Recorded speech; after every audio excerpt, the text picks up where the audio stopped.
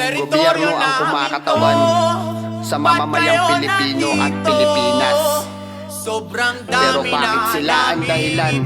Bakit unti-unti na tayong Pilipino at Pinipilas?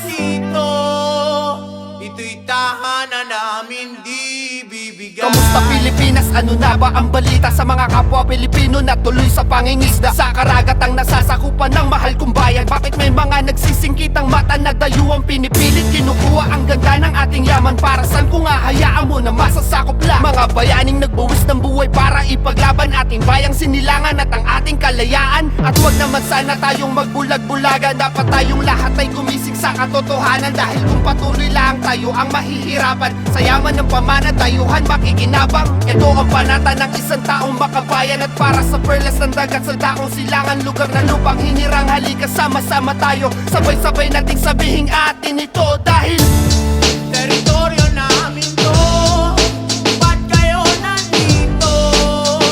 Sobrang dami na namin ibigay.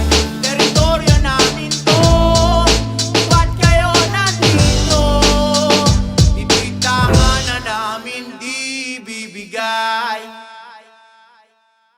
You are now listening to Moral Beats.